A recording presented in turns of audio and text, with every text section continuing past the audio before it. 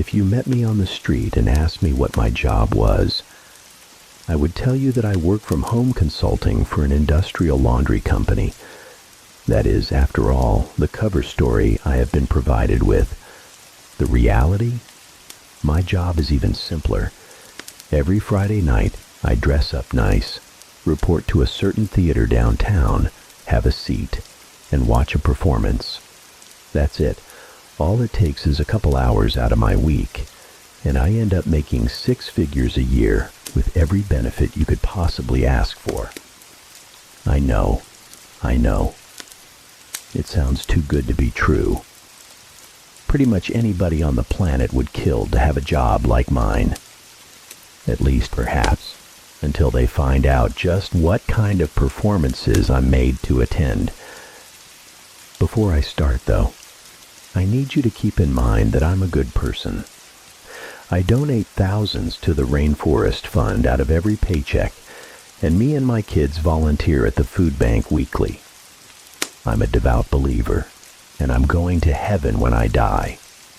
After all, I, myself, have never hurt anybody, never raised a hand to injure any living soul.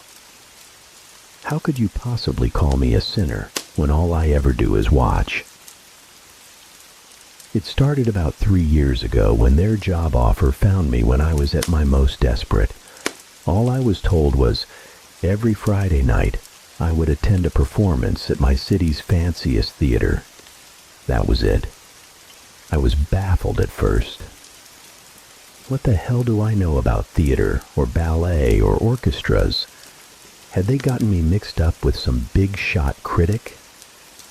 During our talk on the phone, however, they politely reassured me that no critical ability would be required. All we ask, they said, is for you to be there to bear witness. Everything about it screamed scam, but I figured, what the hell? Worst case scenario, I listen to a pitch for some MLM or timeshare, politely decline, and then walk out with some pocket money. I was baffled when I pulled up to the theater. Dozens, maybe even hundreds of people were streaming in, all in nice suits and gorgeous gowns. I'd thrown on the fanciest clothes I could afford, yet I still felt severely underdressed. The theater was totally rented out by my employer, and only my fellow co-workers were allowed in. How much could it have cost to hire such a massive crowd just to attend this one performance? Who could possibly bankroll something like this? I tried to empty my mind and simply merge into that human tidal wave flowing through the doors. Every staff member was dressed in a refined all-black suit with black tie and undershirt to the point they seemed to darken the air around them. Each wore a white comedy mask. The neoprene stretched into a grin of perpetual laughter, which struck me as almost mocking. They demanded that we hand over all electronic devices, even patting us down and running a metal detector over us. Then they reminded all attending not to leave their seats under any circumstances during the performance, recommending we take bathroom breaks before the show started, and to remain quiet and to keep our eyes open. They kept repeating the same mantra. No distractions, no diversions, no lapses in concentration. Remember, you are here to bear witness. If I'd been alone, I would have left right then and there. There was a tickling in the back of my brain, some primate part of me screaming that there was something terribly wrong here. But mob mentality is a hell of a thing. Everybody else seemed calm, nonplussed, handed their phones over without a fuss. There were a few holdouts, probably other newbies like me, but eventually they too relented. If everyone else is going along with it, I figured, why shouldn't I? Who want to be the one single paranoid bastard who missed out on an easy paycheck? Stepping into a gorgeous theater like something out of 3 centuries ago, I was most struck by the make of the stage. It looked like the back action of a piano, strange levers and mahogany hammers, looking like fingers manipulating countless lines of piano wire, some over a dozen feet long. All the taut wires stretched in bizarre formations across the stage reminded me, somehow, of a spider's web. I could not fathom a machine so complex, yet with such little apparent purpose. The nature of the performance always varies. Sometimes it's a work of Shakespeare, a ballet, an opera, hell, even a puppet show. That day, it was a concert featuring a small chamber orchestra of around 35. Students, it looked like, young and inexperienced, with a nervous air about them, as if this was their first time performing before such a crowd. Mostly a string section, plus one of each woodwind, and just a couple each on horns and percussion. The conductor was one of the staff members in the comedy mass. I was baffled. Who would put forward this much cash just for a small green orchestra to play in such a massive, prestigious venue? One of them must be a billionaire's kid, I figured. It was the only explanation. This, I've since realized, is always the best part. The beginning of the performance, when you can, if you try, lose yourself in the display and pretend everything is okay, that it's all normal. It was best on those lucky days when the performers on stage were completely unaware of just what sort of danger they were in. That always makes it easier for everybody. On that first day, I was as oblivious as they were and simply enjoyed the music. Maybe some snob of the orchestral arts would hear their amateurish mistakes, but to my untrained ear, they sounded just fine. Pleasant even. But one question began to worm its way into my head, a small nagging at first, which crescendoed into a hammering on the inside of my skull. How much time has passed? At a certain point, I suspected the intermission was long overdue. But there were no windows, and I had to part with my electronic wristwatch at the door. So really, getting any sense of time was impossible.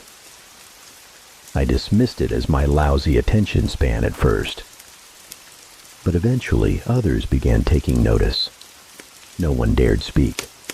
But among the fellow newbies, I noticed furrowed brows and sideways glances, confused and concerned.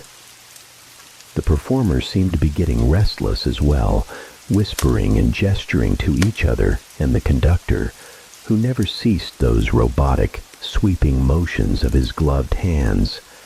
It must have been 2 hours by then, if I had to guess, and they were starting to look exhausted, dehydrated.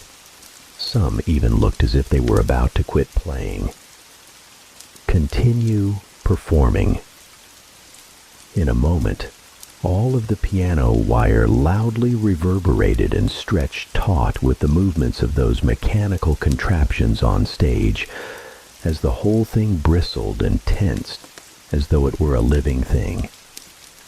And that voice, cracking like thunder, seemed to emerge from the stage itself with a mechanical roar, like the grinding of metal on metal. That seemed to frighten them into submission for a while. It wasn't until a half hour later that my life changed irreparably.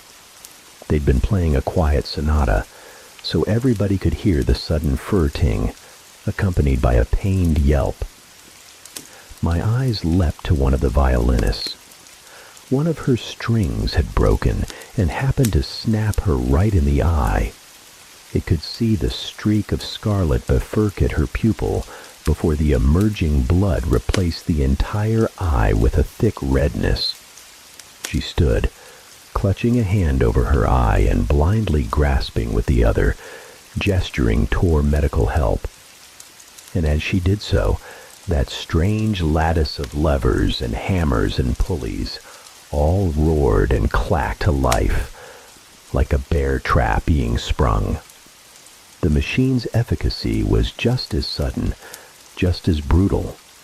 Those clockwork edifices moved like a pair of robotic arms, aiming a wire for her neck as if trying to garrote her.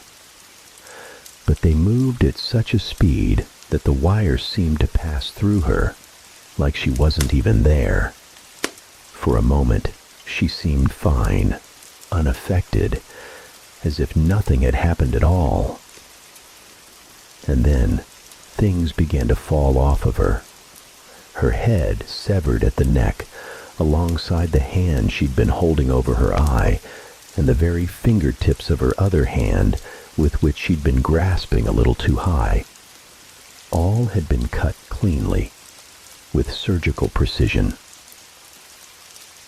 Time seemed to slow as they all went clattering wetly to the floor, and the girl's body soon followed, as if it took a few moments for gravity to set in, or perhaps for her body to realize she was dead.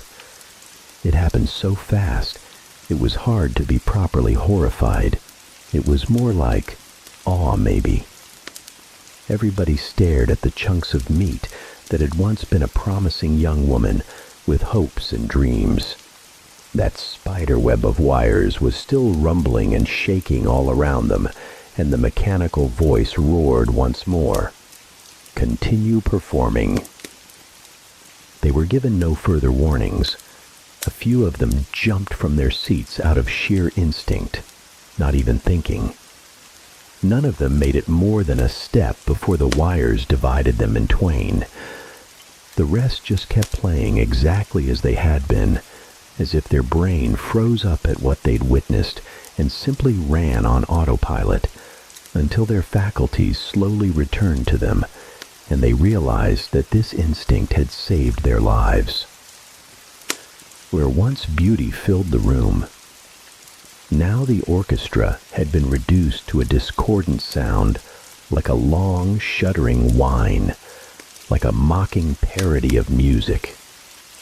They gripped their instruments with trembling, sweaty hands, playing just well enough to avoid stoking the ire of those quivering wires stretched taut all around them.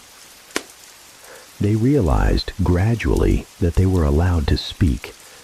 Immediately they began wailing hard enough almost to mercifully drown out that dismal cacophony that was once music, some begging and pleading with the staff, others screaming out threats, be they legal or physical. Nothing they said could shake the masked men and women in the slightest. They stood at order like statues, unflinching. Realizing this, they turned their attention to us. A wall of red, weepy eyes scanning the crowd for any hint of mercy, begging us to band together against the staff, calling us all sick bastards for just sitting there and watching them die. A blonde woman on violin had the most genius and cruel strategy of all. She merely began telling us about herself. Everything she could think of poured out in between sniffles and tears. My inn name is Vera H. Hayes. That's my husband, O, over there. She gestured to a dark-haired man on drums. He'd been the quietest of them all, seeming to be saving his strength. Well, we have a little girl. She's 8 years old, and she loves her mama and papa. Her name is Lucy. She loves horsies, and I was saving us to maybe give her riding lessons one day. I desperately wanted to cover my ears, but knew it would be against the rules. Why can't she just shut the hell up? I thought bitterly, grinding my teeth. I truly hated her more than I'd ever hated before. But why? Some dim remnant of my reason asked, she's a victim here. She's done you no wrong. But I realized I hated her because she kept reminding me she was human, reminded me of what I was doing to her. what we all were doing to her, sitting here in complicity, and it almost worked too. I almost resolved to save her, but then came the boom of a gunshot from far behind me. The shot had come from one of the tragedians standing amid the upper gallery, I was certain. I almost made the mistake of looking back. Instead, I kept my eyes locked forward, and merely imagined who it was that just had their brains splattered across their seat. Had they snuck a phone in and tried calling 911? Had they tried making a break for it? Or maybe they just couldn't take it anymore and made the fatal decision to look away from the horror. I tried to distract myself by studying the impossible mechanism animating the blood-soaked piano wire. I couldn't figure it out. It was an impossible machine, existing in defiance all basic laws of geometry, and seemed to have no means of controlling it, instead operating automatically with some malign intelligence. Perhaps it was an extension of whatever creature composed the stage itself. It was a living thing. Of that much I was certain. It breathed beneath the performers, and their blood soaked into its floorboards in moments as if consumed. After some hours, the orchestra had gone quiet, having screamed themselves hoarse. I couldn't imagine being in their shoes. Even just watching them perform was a test of endurance. Many of them were oozing blood all over their instruments, from scarlet cuts where the skin had split. The woman on the French horn was struggling hardest of all, her lungs and hands burning with exhaustion. "I can't," she eventually cried out in a hoarse little wheeze, horn slamming to the floor as her body gave out. "I'm so sorry. I can't do any." A wire passed through flesh in an instant, and suddenly she had no mouth to speak, no eyes to see, no mind to think with.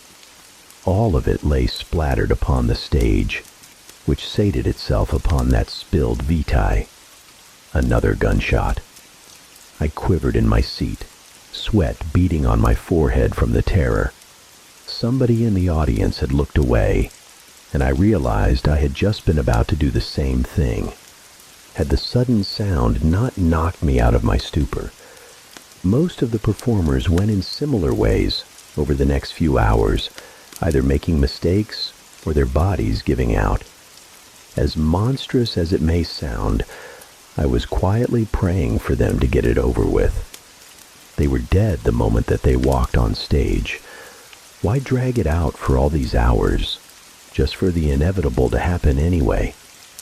I recognize now that it's almost impossible to make that choice, to simply give in and accept death in defiance of all our natural instincts. But the auditorium now reeked from audience members voiding their bowels, and the damn woman next to me just wouldn't stop crying. Wouldn't stop at all. Vera and her husband lasted the longest of all, perhaps because they had each other. Over a dozen hours had passed, maybe even 2, and they were still playing a little duet in perfect sync, despite everything. By now, they were simply talking to each other as if nothing was wrong, as if we weren't even watched. "Baby, when we get out of here, I'm going to take you to Martha's Vineyard. I know I've been saying that for so long, but God, I wasted so much money on that stupid fucking motorcycle," he said. "Lucy's going to love it." Vera chuckled. "I don't know. It might be boring for a little girl. Isn't it all a bunch of old people up there?" He laughed weakly. "Oh, maybe in town, but you know her. Once you get her in the water, you can't get her back out. She's a natural-born swimmer, I swear. Think we'll see her in the Olympics someday." It was surreal to watch, like I was peeking in on a private conversation a couple was having in their own home.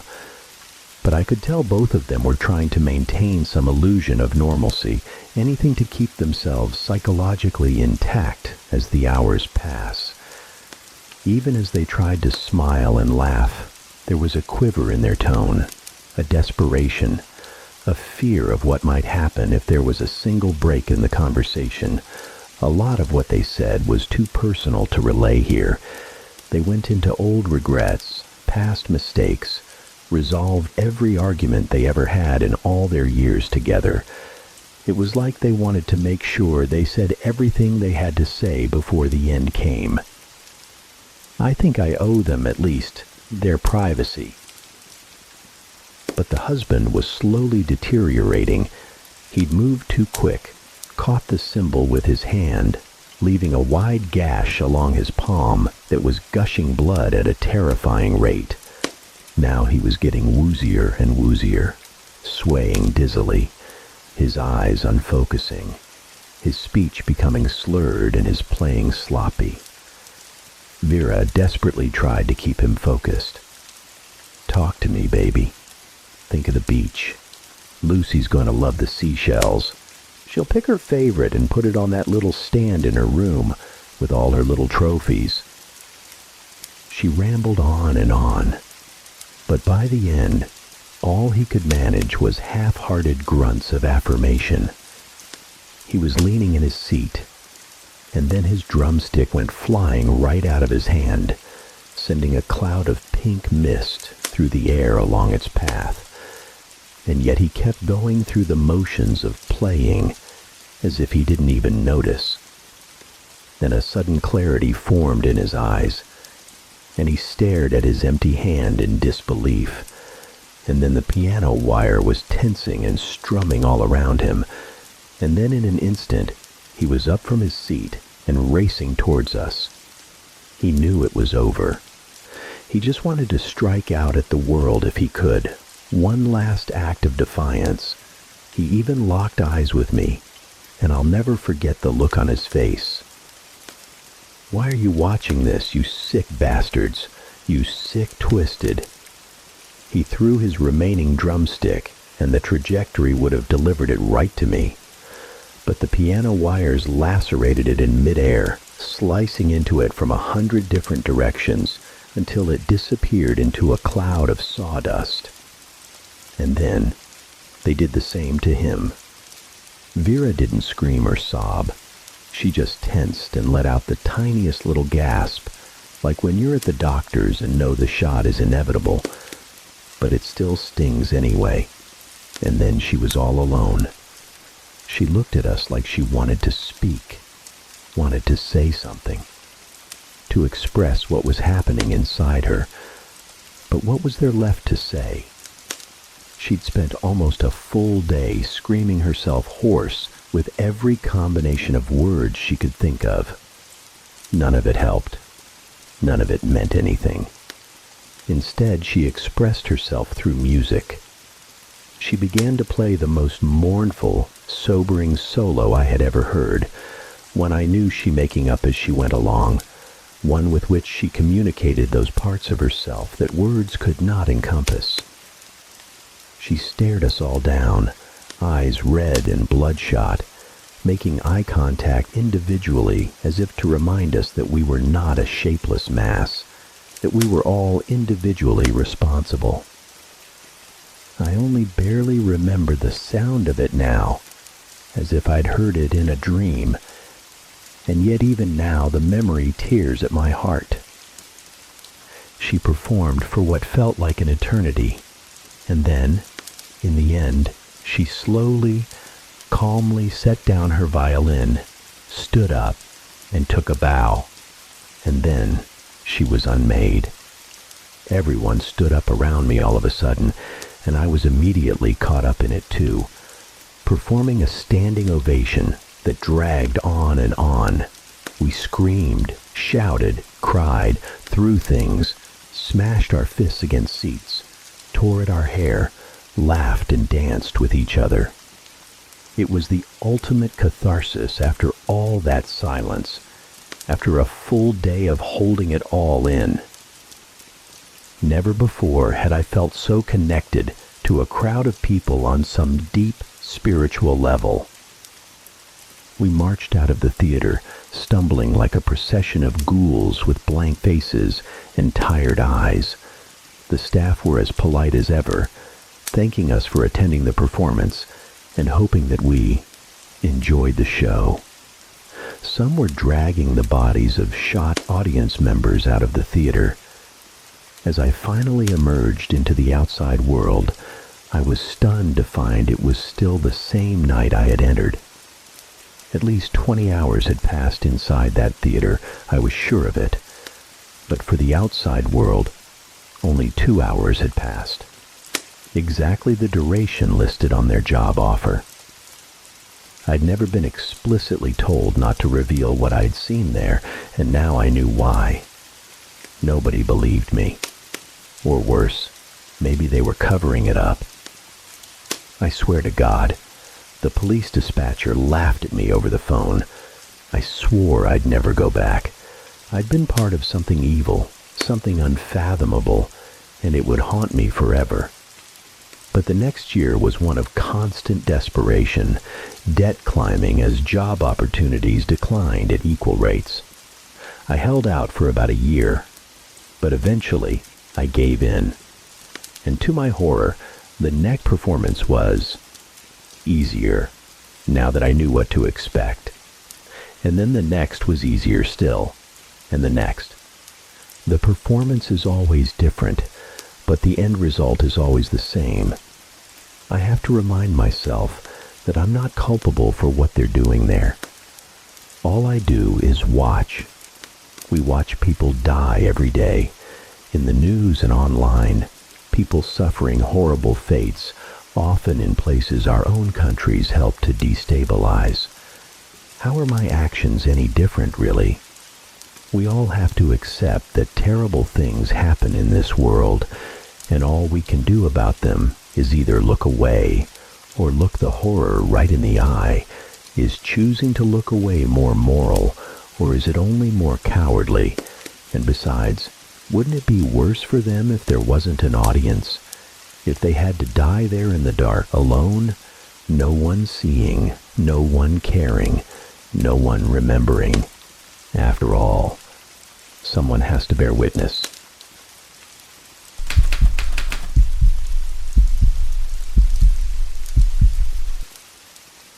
Count your windows twice each night. I didn't. It all started with an innocuous warning from the old man next door. He was a recluse, always clad in a faded flannel shirt and worn-out boots, with a silver beard that covered most of his face like a second skin.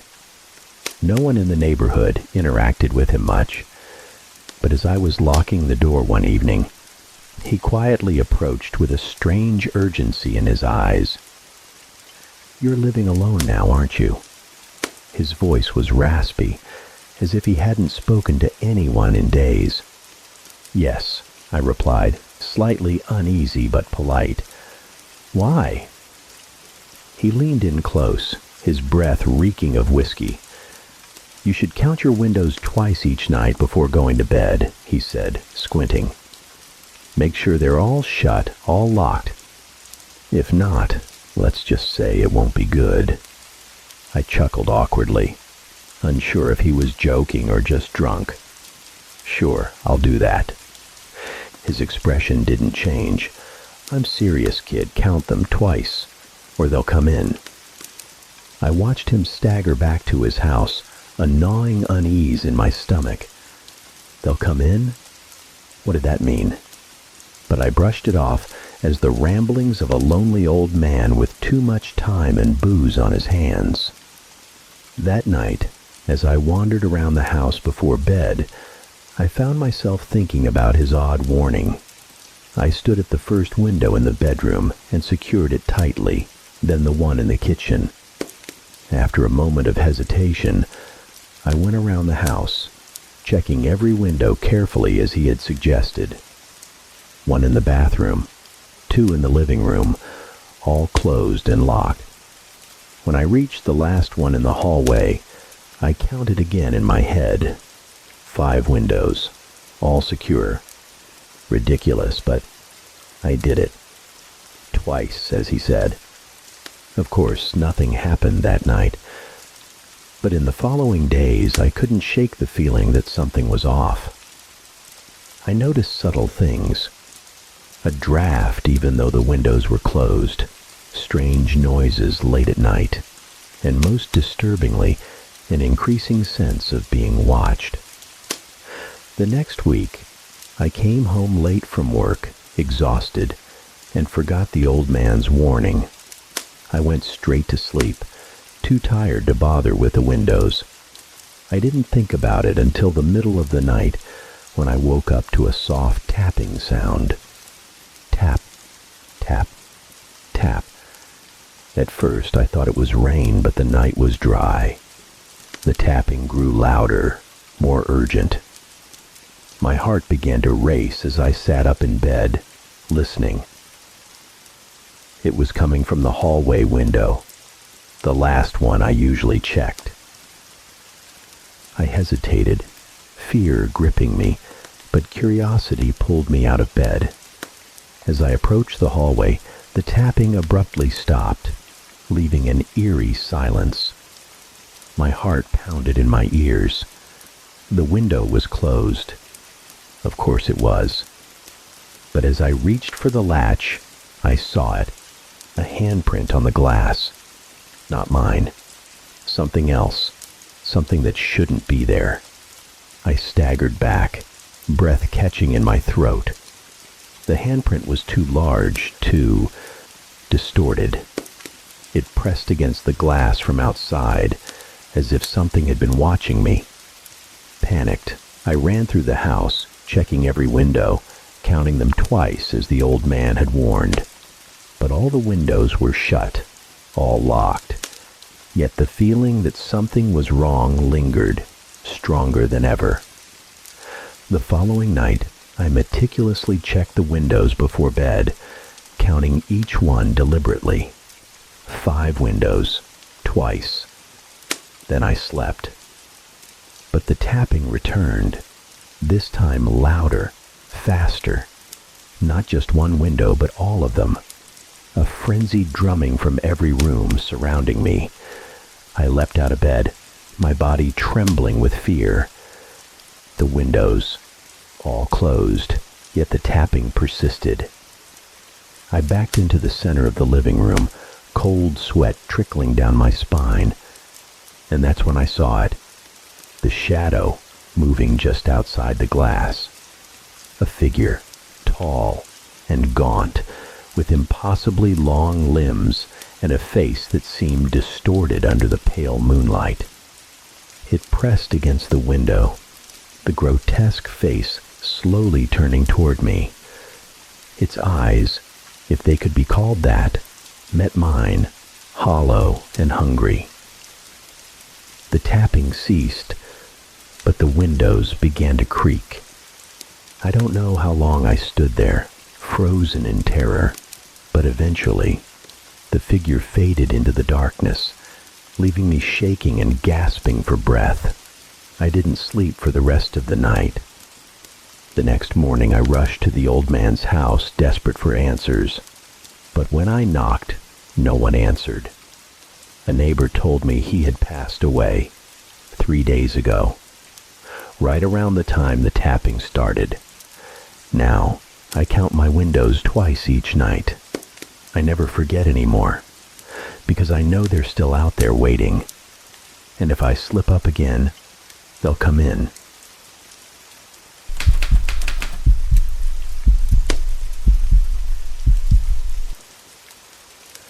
My cat, Gravy, has saved me from something twice now. I knew it was him because of the cloying scent of cheap cologne, the kind he always insisted was designer. I never had the heart to tell him otherwise. That night, around 3 a.m, I felt him crawl into bed and snuggle up next to me. The king-size bed we used to share felt cavernous in his absence. I could feel every movement of the mattress, the familiar warmth of him pressing against me, and I swear to God, I even heard him whisper in my ear, "Hey, babe," his voice a low murmur. "I'm back." I turned, intending to kiss his lips. God, I needed that. Of course, there was no one there. Jack had died of an overdose in this very apartment 3 months prior. We met when I was in my early 20s, a naive young thing on Grindr, fresh out of the closet and bewildered by how many people wanted to party. Then came Jack, who was done with all that partying nonsense. He was older, much older. Kicked out at 16 by his parents who couldn't stomach the thought of a gay son, Jack fell into the same traps most discarded children do: drugs and alcohol. He grew up hard and fast, seeing things no teenager should ever have to witness. I'm not making excuses for him. He'd made his fair share of bad choices.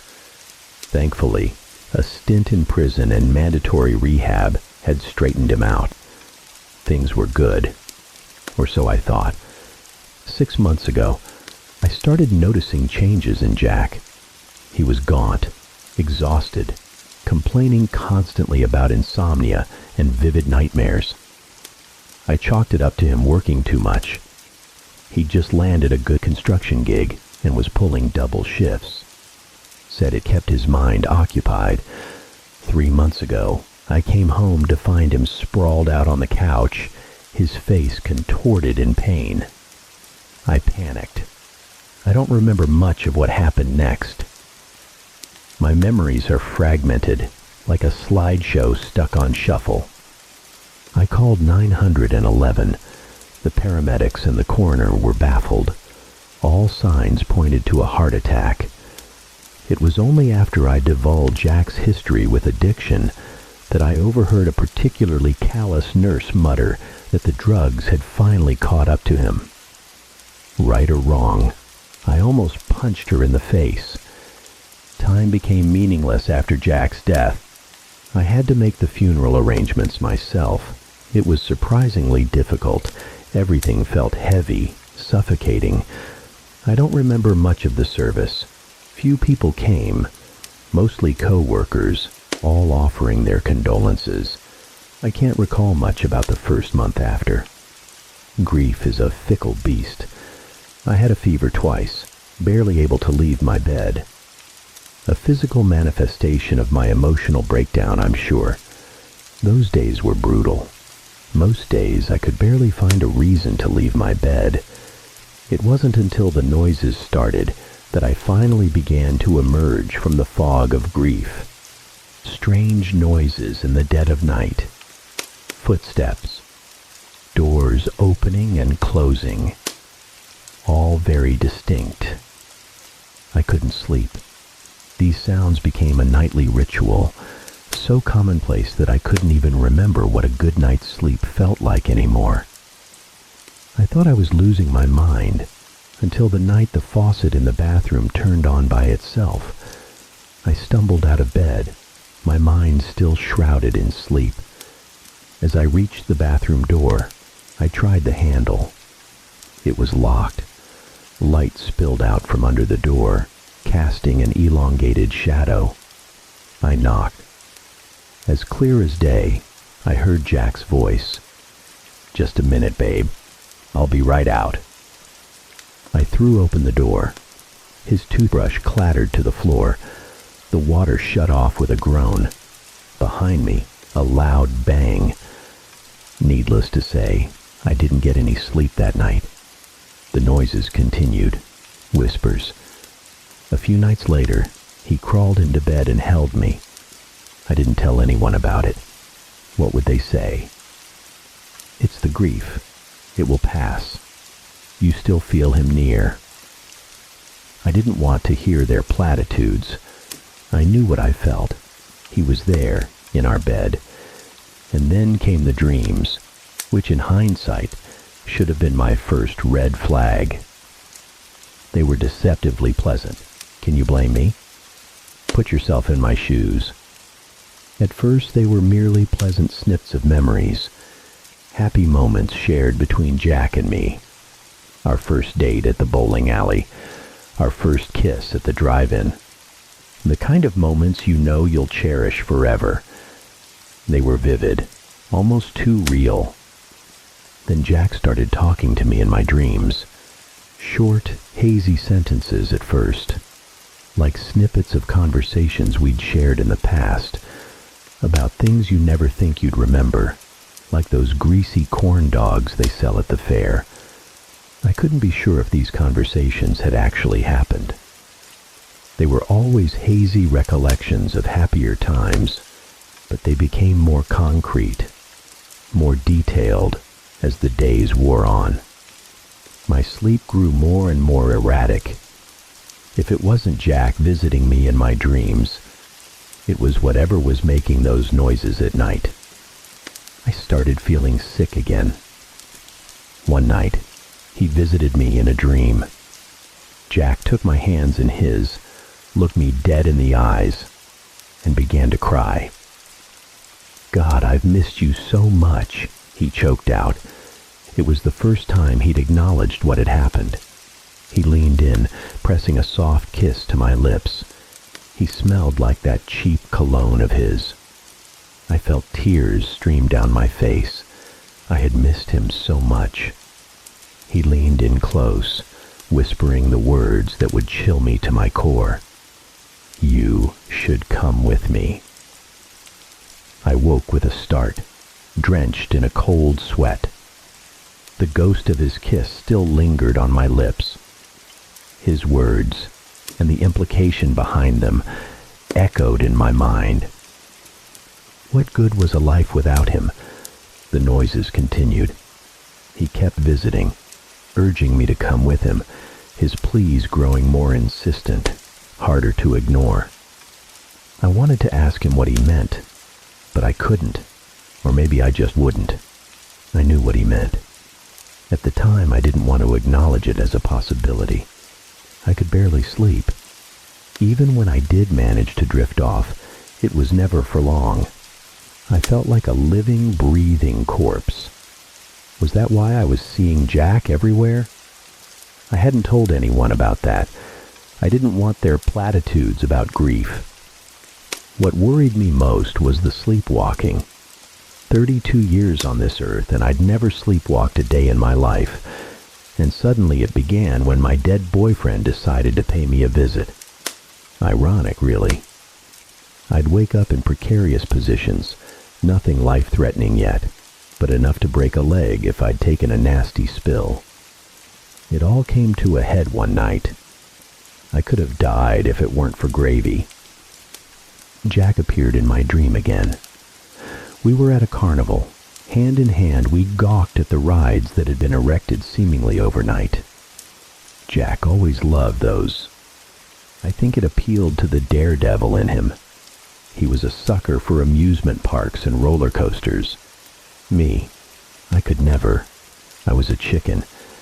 He asked why I was smiling like I used to. He knew the answer. "I know you're tired, scared," he said, squeezing my hand reassuringly. "But I need an answer from you soon. I don't know how much longer I can visit you like this." I hadn't considered that he might be borrowing time to do this.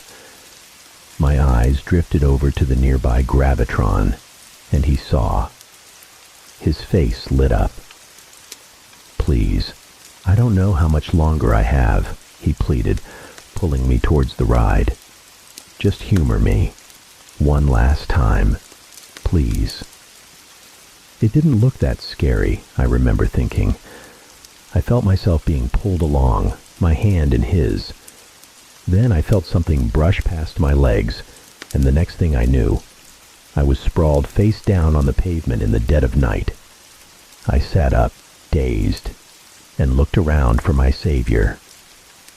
Not too far away sat a small tabby cat, its gray fur streaked with black. Its right ear seemed to be perpetually nicked, and it let out the most gravelly meow I'd ever heard from a cat, like it had been smoking cigarettes its whole life. It was thin, but not quite skeletal, either well-fed or a damn fine hunter. I heard the screech of tires and scrambled out of the road, just as a minivan sped past. I stood there, stunned, trying to piece together what had just happened. I had sleepwalked into oncoming traffic. Great. Had Jack led me here? My head swam. The furry lump that had saved my life rubbed against my leg, purring. It grounded me. I looked down at it, and it looked back up at me expectantly. It was 3 a.m. I was exhausted. Everything felt heavy, but as I looked down at this small creature, I knew I couldn't say no. I turned back towards my apartment, and sure enough, it trailed behind me, meowing loudly, peppered with the occasional indignant chirp. I let myself in, and it followed right on my heels. Well, I guess I have a cat now. That's how these things happen, I suppose. I'd heard of the whole cat delivering itself to you system. In that moment of darkness, I had found a sliver of light, and its name was Gravy. It looked like a bowl of gravy. Don't judge my naming conventions. It seemed healthy enough, neutered, which meant it had been someone's pet at some point, for better or worse. Skittish, but I could understand that. It wouldn't be the first time I'd had to earn a cat's trust. Within a few days, I'd set it up in its own little corner of the apartment, a trip to the vet already scheduled. Strangely enough, the only place it reacted poorly to was the spot where Jack had died. It would hiss and growl, but then lose interest. At the time, I didn't understand why. Gravy was what I needed to keep going. It gave me purpose. It was the perfect blend of affection and standoffishness, which is all I've ever wanted in a cat. I needed Gravy because Jack wasn't done with me yet. The dreams became more urgent. The first time he came back, I told him about my near-death experience, and he swore he had nothing to do with it. He was running out of time, he said. I needed to make a decision soon, because he was going to be pulled away, he said. We couldn't be together unless I went with him before it was too late. No one will ever love you like I did, he'd said. The noises grew louder, more violent. Gravy was my saving grace during those times. It could sense them too, often reacting by hissing and growling, staring intently at nothing with a curious tilt of its head. The sounds were loud. Plates shattered against walls more than once. I didn't bother setting up cameras to record them. People would just say I was making it up anyway. The dreams became worse. The colors faded, and each time he appeared, Jack grew more desperate. Sometimes his face would be off. Somehow, as if his skin were stretched too thin. His cologne mingled with the scent of damp earth. He'd rant and rave, panicking that time was running out. He could end it all quickly. He could make it easy, he promised. I couldn't answer. I realized later that if someone asks if you want to die, and you can't answer, you don't want to die. He paced in front of me, visibly agitated. It was the first time I'd seen this version of him angry. It scared me. I felt hot all over. You chose that cat over me, he snarled. He lunged, grabbing me by the shoulders. I screamed. His hands were scorching hot against my skin. He leaned in close, his face inches from mine, revealing patches of bone beneath his stretched skin. His breath made me gag. You will come with me. His jaw unhinged, like he was about to swallow me whole, and I woke up screaming. I hadn't startled Gravy awake. It was staring intently at a corner of the room, hissing. Its fur stood on end. It swatted at something, but I couldn't see anything. A wave of exhaustion washed over me, and I fell back asleep. As soon as I closed my eyes, the familiar scent of his cologne filled my nostrils. I was dreaming, I knew, but this dream was different. The colors were back. Everything felt real, not a bizarre, distorted dreamscape. I was in our old bedroom. I was lying in bed, facing the wall, and I heard the door creak open. The bed dipped, significantly more than when Gravy jumped up. I felt fingers trace patterns on my back. His touch wasn't hot this time. It felt like electricity, sending shivers down my spine. He breathed against the back of my neck, making the hairs stand on end. He nipped playfully at my ear. Some part of me screamed that this wasn't right, but I didn't care. No one had touched me like this since Jack died. You don't realize how starved you are for another person's touch until you have it. I leaned back into him and heard him chuckle. He rolled me over, smiling. He was as handsome as the day I'd met him. He leaned down, kissing me deeply, more passionately than I'd ever been kissed before. I was surprised to realize how much I'd craved this. Maybe he was right. I felt pressure building in my temples. My lungs began to constrict as he forced his tongue into my mouth. Some part of me screamed, urging me to fight back, but it was drowned out by the overwhelming sense of relief at being held by him. Safe. Secure. My body began to seize. I looked into Jack's eyes and saw that his pupils had gone completely black. I felt his tongue begin to swell in my throat, and the air grew thin. A low, guttural growl sliced through the dream like a knife. Then a hiss. I felt Jack's body stiffen above me. I heard him yell.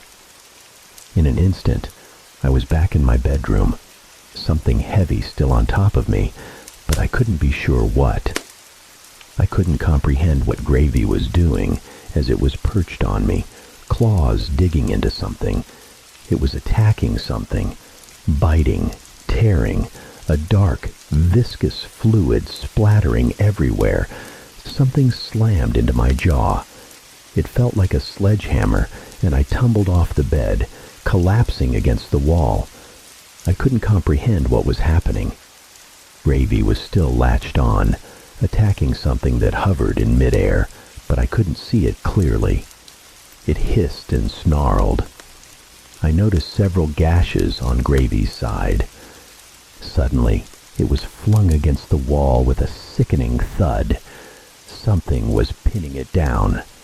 It was trying to kill Gravy.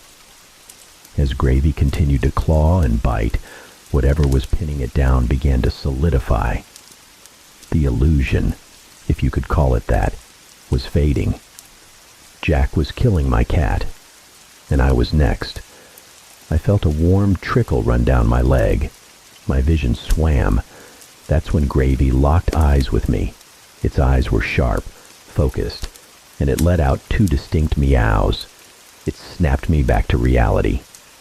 Later, when I was safe and sound, I thought about it a lot. Call me crazy, but I know what I heard. Gravy said, clear as day, 2 words, not Jack. Survival kicked in. There was nothing around me I could use as a weapon, until my eyes landed on the framed photo of Jack and me on my nightstand. I lunged, smashing it against the ground, the glass shattering. Without hesitation, I grabbed the largest shard, not even registering the deep gash on my hand. I charged into the space between Gravy and me, stabbing blindly. It connected with something soft, and more of that dark, viscous fluid sprayed out. Gravy hit the floor. From the wound I'd made, the true form of whatever was tormenting us began to reveal itself. Any flicker of hope I'd had died as I looked upon the rotting corpse in front of me. Dressed in the clothes I'd buried Jack in, it snarled. Its eyes were vacant, black pits devoid of life. The stench of decay made me gag. It grinned, a sound like grinding teeth. It lunged at me, a hand outstretched, dripping with that foul-smelling ooze. I instinctively raised my hand to block it, the shard of glass slicing deep.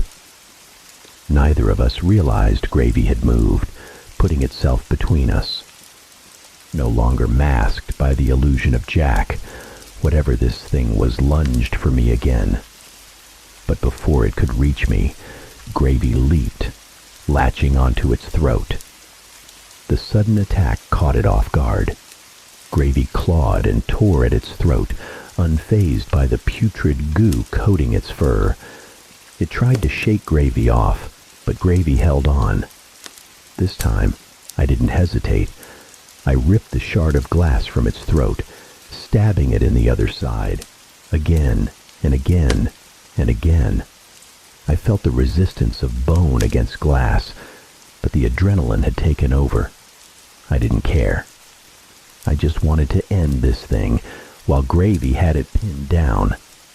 It thrashed and wailed, but we had the upper hand.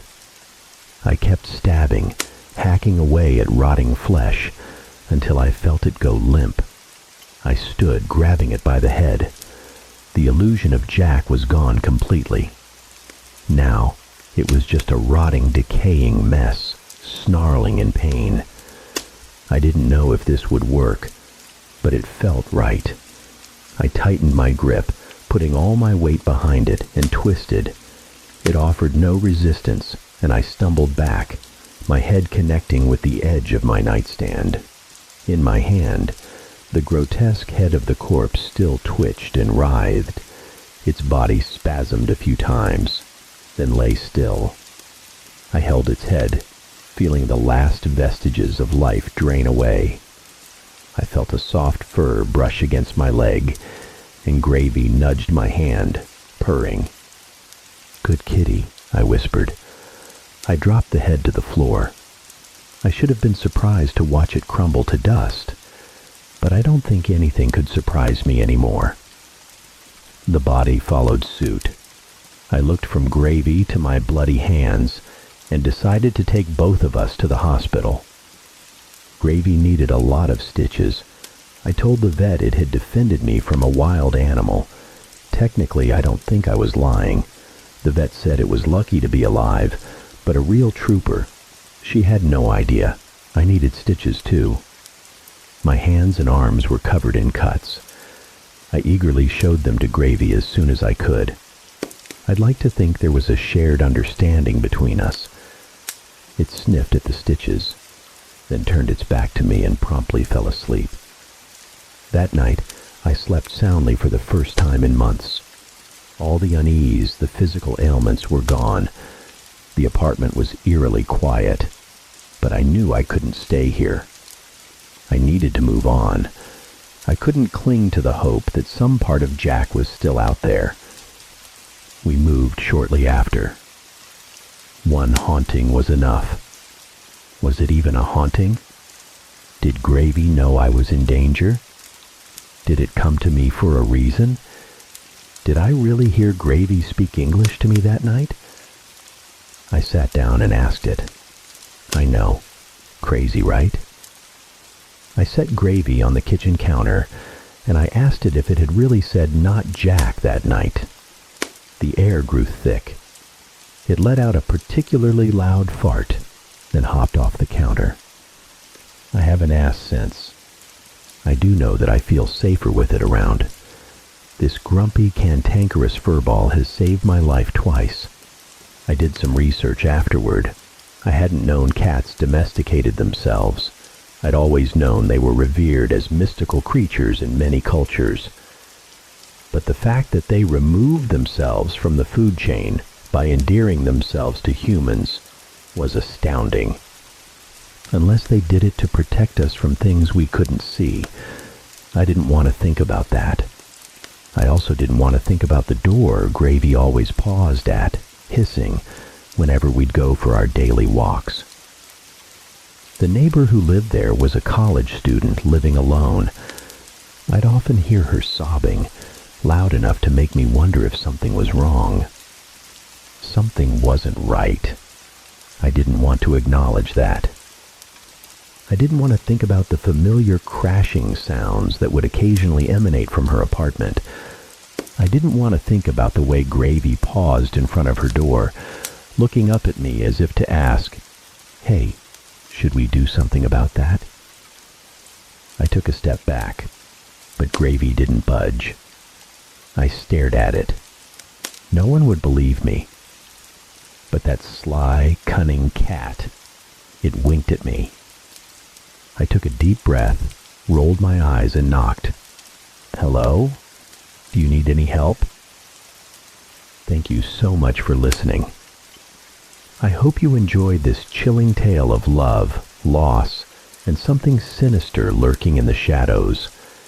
If you enjoyed this video, please consider subscribing to my channel for more spine-tingling stories. Don't forget to hit the like button and leave a comment below letting me know what you thought and what you'd like to hear next.